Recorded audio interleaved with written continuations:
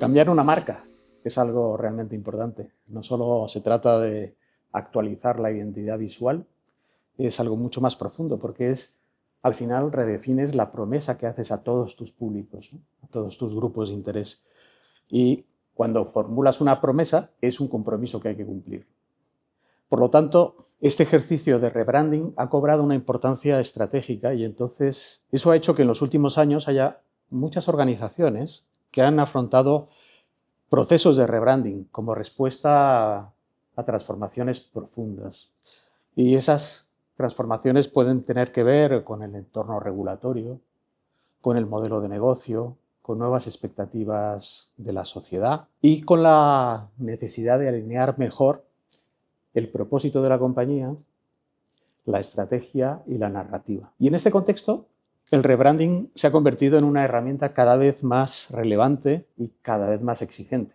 Yo creo que no hay ningún ejercicio de notoriedad pública tan importante como un cambio de marca. Y estos procesos no solo se miden por su impacto estético o comunicativo, sino por su capacidad para reflejar cambios reales dentro de la compañía y como consecuencia sostener una narrativa que sea coherente y que acompañe a las decisiones estratégicas de la empresa que ha cambiado de marca. Y hoy analizamos uno de esos procesos desde una mirada estratégica, una mirada también reputacional, y es el caso del rebranding de Moeve. Un caso que permite reflexionar sobre cómo se gestiona una transformación de marca en un contexto especialmente complejo, marcado por la transición energética y por las expectativas sociales que cada vez son más complejas, diría yo. Y para hablar de ello, nos acompaña Enrique Rodríguez, que es director de comunicación externa y reputación en Moeve, que ha participado directamente en este proceso y con quien vamos a explorar qué implica abordar un rebranding cuando la marca es, además, una herramienta de orientación estratégica y de construcción de confianza. Bienvenido, Enrique. Muchas gracias. Es un placer estar con vosotros. Pues si te parece, voy a empezar haciendo algunas preguntas y una tiene que ver con el contexto, ¿no? con el marco. Cuando una compañía como Moeve decide afrontar un rebranding, ¿qué tipo de tensiones, desafíos estratégicos suele haber detrás de esta decisión? Pues en nuestro caso, lo que había detrás era un profundo cambio estratégico que acometimos en el año 22. Lanzamos nuestra nueva estrategia 2030 con el objetivo de transformar nuestra compañía, transformar nuestro portfolio de servicios y que en el año 2030 más del 50% de nuestros negocios ya provengan de energías sostenibles. Es el cambio más ambicioso ahora mismo de una compañía de oil and gas en Europa. Entonces, en ese momento valoramos la posibilidad de cambiar la marca, porque dijimos, bueno, si realmente hemos estado 95 años con la marca Cepsa y ahora estamos diciendo que queremos transformarnos en otro tipo de compañía, pues ¿por qué no hacer un cambio de marca?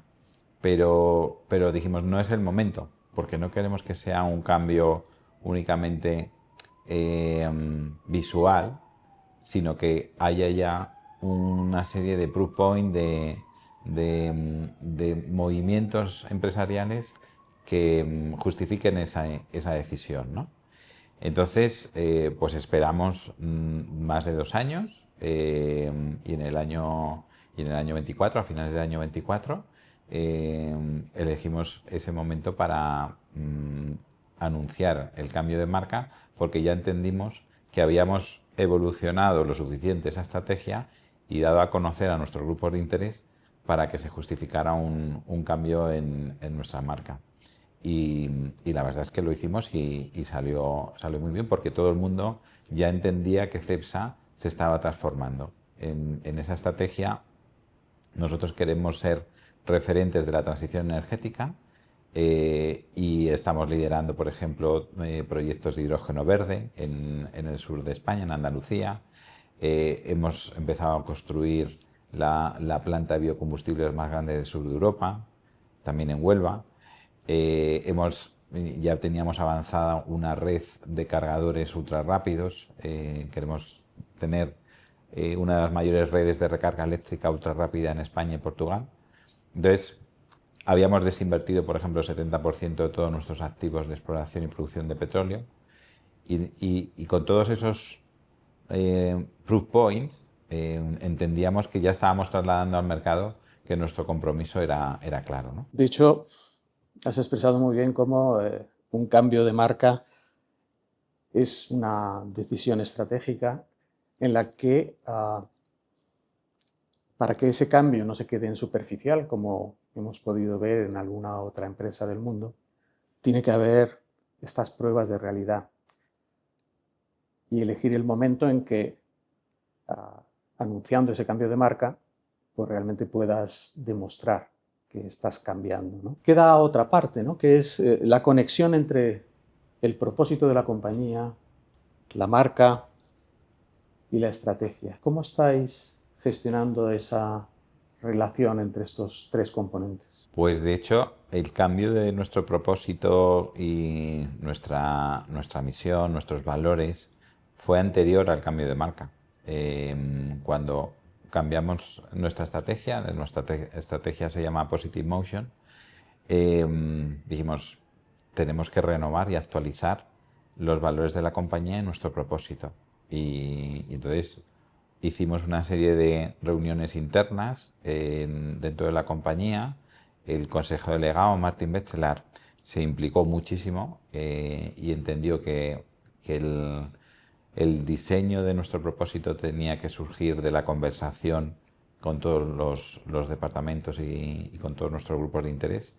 Y después de escuchar a todo el mundo, identificamos que ese era nuestro propósito, el transformar la energía y la movilidad para juntos mejorar el mundo. Entonces, las bases, los mimbres para el desarrollo de la marca, del desarrollo de la nueva promesa de marca, ya las teníamos avanzadas. Y yo creo que es un poco la mejor manera de hacer las cosas, de dentro hacia afuera, y que no se entienda el cambio de marca como una función de marketing, de cómo quieres llegar a tus clientes, sino como un objetivo, un compromiso realmente de cambio estratégico de tu compañía, ¿no? Que alcanza a todos tus grupos de interés, empezando por los empleados. Los empleados son la base de nuestra actividad, como cualquier otra compañía, y ellos tenían que reconocer que esa transformación era real. Bueno, yo quisiera destacar algunos aspectos que son positivos o muy positivos en lo que acabas de contar, ¿no? Porque no siempre ocurre. El propósito, en primer lugar, y lo digo brevemente, no quiero quitarte a ti protagonismo, pero el propósito de muchas compañías se define top-down, de tal manera que defines un propósito para tus diferentes grupos de interés y luego no ocurre nada. Entonces tú acabas de decir algo que es tremendamente importante para cualquier profesional interesado en el propósito, y es definir el propósito con tus grupos de interés, porque el propósito al final lo que hace es activar comportamientos y crear una comunidad de valores compartidos internamente y externamente. Y lo lógico es que si has definido para qué estás en el mundo, cuáles son tus valores, tus principios, hay que ponerle un nombre. Y entonces el nombre viene después de haber definido el propósito, efectivamente. Y así ha sido, ¿no? Sí, vino 2 años más tarde. Pues es un caso realmente ejemplar. Es como hay que hacer las cosas. Ahora, hablando también de riesgos, ¿no? Porque a veces, estando bien y bien armados los mimbres, como tú acabas de decir, uno de los riesgos de estos procesos es la incoherencia, ¿no? Y para prevenir la incoherencia, ¿qué mecanismos habéis articulado para asegurar que esta nueva marca y ese posicionamiento que nace del propósito sea creíble, consistente y esté respaldado por decisiones de negocio y también decisiones de gestión? Pues nosotros, todo lo que es la gestión de esa creación de la nueva marca, había un steer con un comité específico donde estaba liderándolo el CEO, el máximo directivo a nivel ejecutivo, donde estaba el equipo de marca, el equipo de comunicación y corporate affairs, donde estaba el equipo de negocio, en donde estaba también recursos humanos, estrategia. Al final hemos implicado a las principales palancas de la compañía en ese proceso de construcción de la nueva marca. Pero al mismo tiempo entendíamos que la narrativa que tú quieres o estás trasladando al mercado tenía que ser muy consistente con ese cambio de marca. Entonces, desde el equipo de Corporate Affairs, desde el equipo de comunicación, estamos impulsando esa narrativa, o somos los responsables de definir esos mensajes que nosotros queremos trasladar a los distintos grupos de interés. Y yo creo que ahí está la clave, ¿no? Desde el principio, desde todo el inicio de esa transformación de la compañía, hemos estado muy implicados en la toma de decisiones a nivel estratégico, porque se quería que fuera un cambio real y que se percibiera como comprometido, ¿no? Con un compromiso real. Entonces, siempre éramos muy cautos en tratar de identificar bien qué mensajes se trasladaban al exterior y al interior de la compañía para que fuera consistente. Y, por ejemplo, una de las cosas que hicimos también es tener un estirco de ESG, donde está también representado Corporate Affairs, donde se van analizando los impactos medioambientales de todas las grandes decisiones que ocurren en la compañía, siempre con el objetivo de reducir el 55% de las emisiones de CO2 en el año 2030, o reducir el consumo de agua un 20%, o alcanzar mujeres en posiciones de liderazgo un 30%. Entonces, hemos tenido una serie de objetivos, algunos ya los hemos cumplido. De las mujeres, por ejemplo, era en el año 25, lo cumplimos un año antes, y nos hemos fijado un objetivo aún más ambicioso de alcanzar el 40%, que en el sector de energía pues es un objetivo alto, ¿no? Porque la mayor parte de los trabajadores pues provienen pues de ingenierías y donde hay más hombres que mujeres, pero nosotros estamos tratando de revertir todo eso. Y en temas de agua, por ejemplo, pues también hemos alcanzado ya ese objetivo del 20% de consumo de agua en el año 25, que de hecho lo comunicamos hace muy poco, y ahora nos hemos puesto un objetivo todavía más ambicioso. Entonces, en ese comité de ESG vamos viendo todas las decisiones que afectan a la compañía y cómo, desde la perspectiva de impacto social, ambiental y de buen gobierno, pues vamos creciendo en esa transformación que habíamos acometido. Entonces, tenemos realidades dentro de la empresa que aseguran que esa transformación sea real. Todas las cosas, por ejemplo, que hacemos es, a la hora de fijar los objetivos variables de los empleados, pues también están vinculados al cumplimiento de esos objetivos de ESG. Con lo cual, yo creo que toda la estructura de gobernanza de la compañía es consecuente con esa transformación que queremos acometer.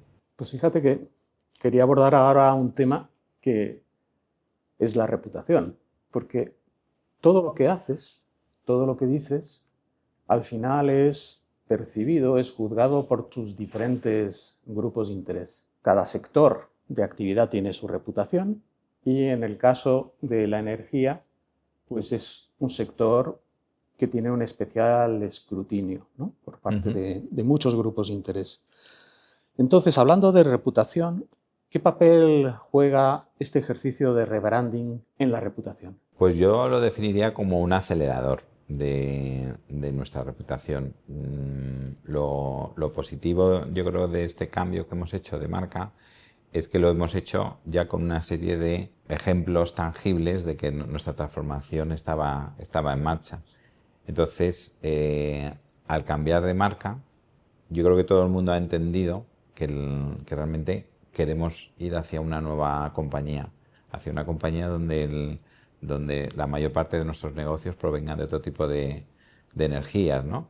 Y yo creo que eso, pues, con el cambio de marca se ha acelerado, nos ha permitido comunicar esa transformación sin corsé, ¿no?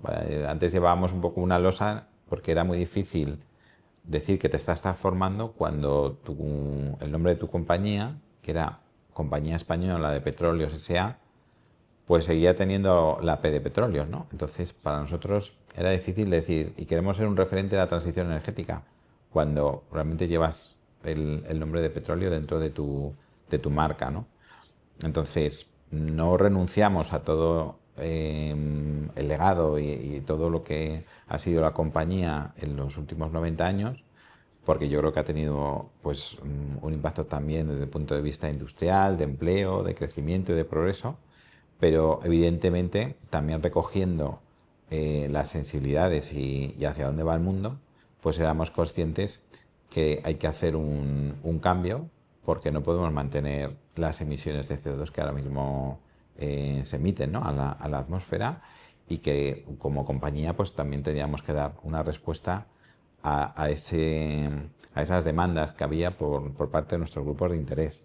Y por eso hemos acometido ese cambio, y también entendiendo que el mundo de las moléculas verdes, como llamamos nosotros al hidrógeno verde y a los biocombustibles y sus derivados, pues al final es el futuro, y es un futuro que sobre todo a Europa nos va a permitir ser más independientes desde el punto de vista energético y más competitivos, con lo cual pues había factores que ayudaban un poco a entender todo este cambio. Y además entiendo, por lo que me estás diciendo, está implícito que, por un lado, crees que habrá un efecto reputacional positivo en términos de fortalecimiento de la reputación, pero también mitigación de riesgos reputacionales, lo que acabas de contarnos. Sí. ¿Podrías hablarnos también de esa otra parte de la mitigación del riesgo reputacional? Nosotros, por ejemplo, uno de nuestros objetivos es que el cambio no se entendiera como un ejercicio de greenwashing. Por eso hemos insistido mucho en todas esas transformaciones que estábamos acometiendo como compañía. Pero desde el punto de vista más práctico, pues desarrollamos un grupo de gobernanza para asegurar que nuestras comunicaciones fueran honestas, objetivas, creíbles, claras. Y es un ejercicio que además, en este contexto que vivimos hoy en día de desinformación, de fake news, pues yo creo que es muy importante para la gobernanza también de la comunicación de las compañías, ¿no? O sea, a nosotros nos ha servido mucho para mejorar y dar mucha importancia a que cuando decimos las cosas tienen que ser de manera contrastada, con referencias a fuentes que certifican todo lo que estamos diciendo. Y eso, pues, al final es un aprendizaje continuo, ¿no?, que tú tienes que desarrollar.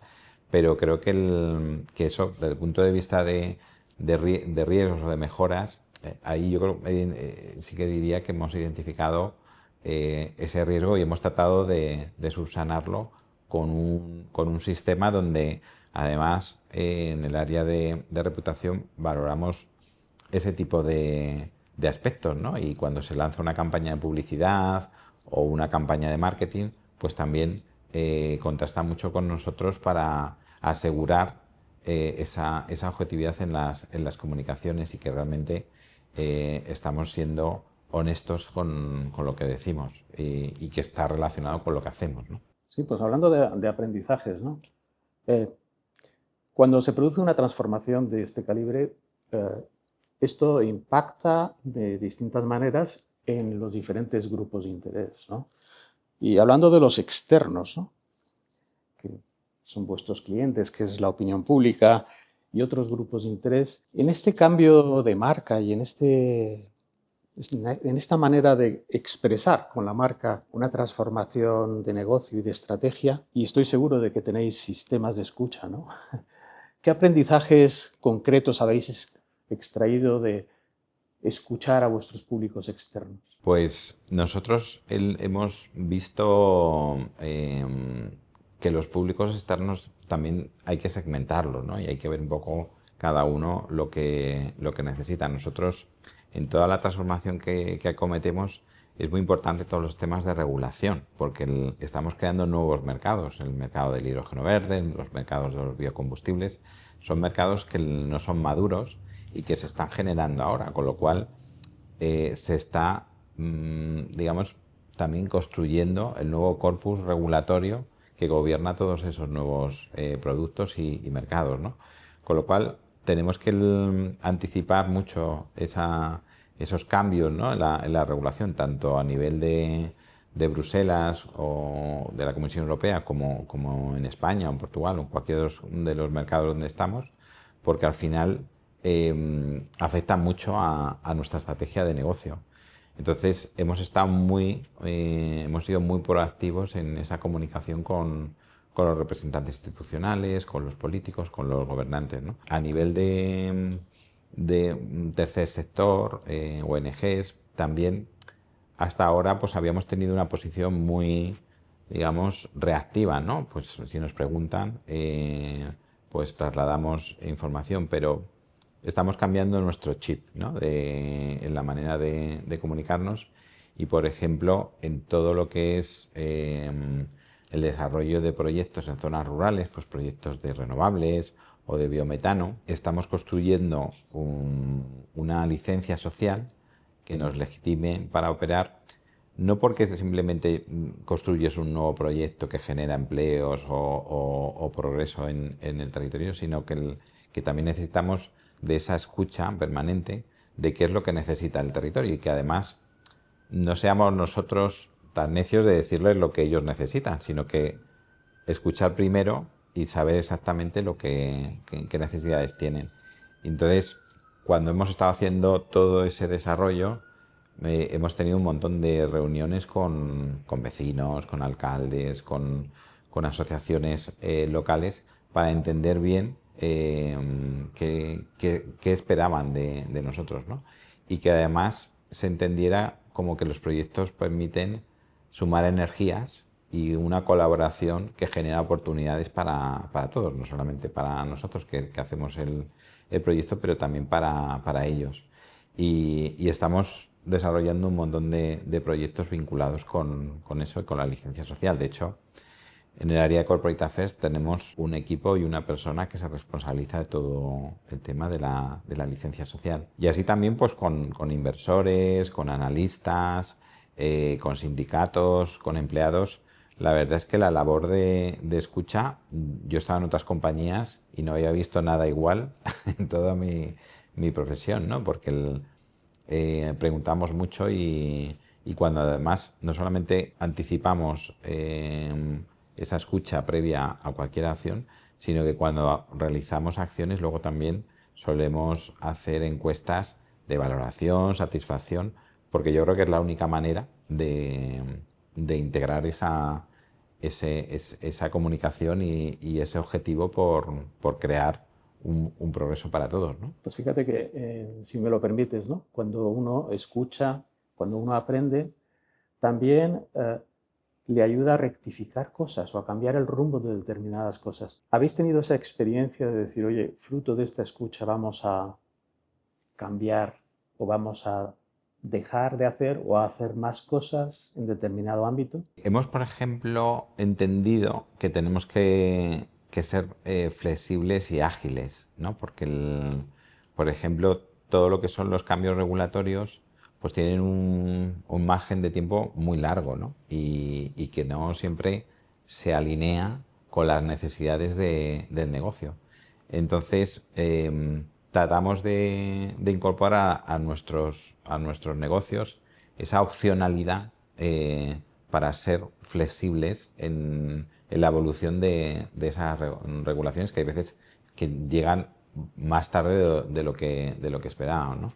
Entonces, ahí vamos un poco ajustando esas velocidades a las necesidades también de la regulación. Eso yo creo que puede ser un aprendizaje, el hecho de ser más ágiles y más flexibles, que en una gran compañía no siempre es fácil, ¿no? Porque estas inversiones, nosotros estamos con el objetivo de invertir cerca de 8.000 millones de euros hasta el 2030. Entonces, son decisiones muy importantes, muy relevantes y además cuyo retorno, cuya rentabilidad va a venir en las próximas décadas. Entonces, no es fácil tomar esas decisiones, de decir, oye, pues pongo una planta que tengo que invertir 1.000 millones y no está la regulación hecha. Pues la manera un poco de de ajustar esa evolución de tu negocio a los cambios regulatorios es también incorporando distintos factores de flexibilidad, ¿no?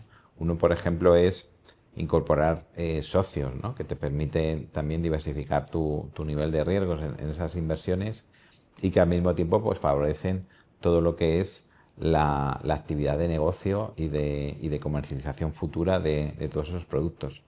Entonces, nosotros en estos años yo diría que hemos aprendido mucho a colaborar, parte también un poco de esa escucha se ha traducido en que entendemos que el mundo realmente es mejor si jugamos todos, como dice nuestro claim, ¿no? de la campaña de publicidad, porque el objetivo que estamos persiguiendo, que es la transición energética, la lucha contra el cambio climático, necesitamos de mucha colaboración y de mucho trabajo conjunto, porque ni una empresa ni un país puede acometerlo por sí solo, ¿no? Entonces, son cuestiones que son superiores, son más grandes que nosotros mismos como compañía o que incluso un país. Entonces, hace falta que yo creo que las compañías se conviertan en agentes activos de esa colaboración, ¿no? En esta colaboración, en la que solo se puede conseguir los objetivos entre todos, ¿qué papel juegan los empleados? Tú al principio de esta conversación hablaste de que todo empieza desde dentro hacia afuera, pero ¿cómo estáis trabajando para que los empleados vivan ese propósito, ese cambio de estrategia y esta nueva marca? La verdad es que es muy buenísima pregunta porque los empleados son, yo creo que la base de toda esa transformación. Nosotros cuando hicimos el cambio de marca teníamos bastante miedo de cómo iban a reaccionar, porque claro, hay empleados que ya son la tercera generación en casi 100 años, sobre todo en zonas de Andalucía. eh, Han estado trabajando el abuelo, el padre y el hijo, ¿no? O la hija. Entonces, tenían como grabado a fuego Cepsa, porque para ellos era más que una compañía, era parte de su vida, ¿no? Y de su familia. Pero claro, igualmente esa anticipación que tuvimos a la hora de comunicar nuestra transformación más de 2 años antes, explicando por qué queríamos transformarnos y dónde queríamos ir, esa comunicación también se trasladó a nivel interno. Entonces, cuando les dijimos que nos cambiamos de marca, que además tuvimos el máximo cuidado para que fueran ellos los primeros en enterarse y que no se enteraran por los medios de comunicación o por un tercero, que nos costó muchísimo, por otro lado, porque tuvimos que trabajar muy bien todo el tema de la confidencialidad y la discreción. O sea, cuando lanzamos la marca había más de 700 personas con NDAs, con acuerdos de confidencialidad. Entonces fue un milagro que no se filtrara, pero lo conseguimos. Entonces el objetivo era que los empleados fueran los primeros en enterarse y en conocer por qué cambiamos. Y, y aunque tenían mucho orgullo de pertenencia, esa comunicación y esa anticipación de más de 2 años se tradujo en que entendieron perfectamente el cambio y ahora pues son los principales embajadores. Y la verdad es que tenemos mucha suerte también de tener el consejero delegado que tenemos y el comité de dirección, porque ellos se vuelcan mucho en la comunicación interna. Hacen permanentemente town halls, cada vez que hay una decisión importante se comunica antes a los empleados, o sea, los tenemos muy presentes en toda la comunicación que hacemos.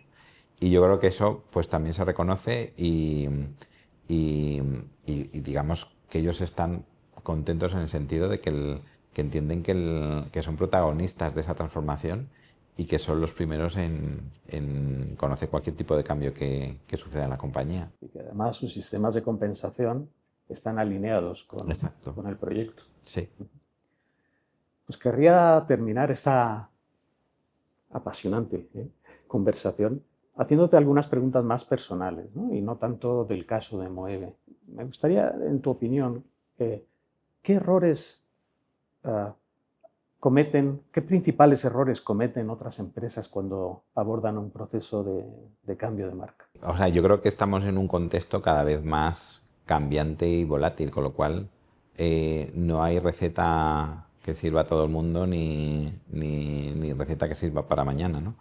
Pero yo creo que les diría a todas las compañías que están tratando de cambiar su marca que lo hagan con una perspectiva multi-stakeholders, que no lo interpreten como un cambio únicamente para el cliente, ¿no? Que hay veces que existe a lo mejor la tentación de pensar muy directamente en cómo va a percibir el cliente ese cambio sin entender un poco el resto de grupos de interés.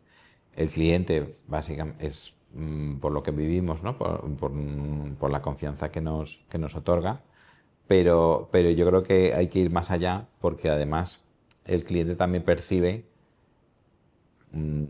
qué valoración hacen del cambio de marca a otro tipo de stakeholders. Entonces, cuando los medios de comunicación, las administraciones públicas, los políticos valoran ese cambio, son un prescriptor muy potente para que el cliente perciba que ese cambio es real, ¿no? Sí, quizá como hipótesis, ese fue uno de los motivos por los que decidisteis cambiar el nombre de vuestra función y el scope de vuestra función, ¿no? De pasar de ser un área de comunicación a un área de asuntos corporativos. ¿Se te ocurre algún ejemplo para terminar muy rápidamente? ¿Algún ejemplo que te haya gustado de un cambio de marca y que te haya parecido especialmente acertado?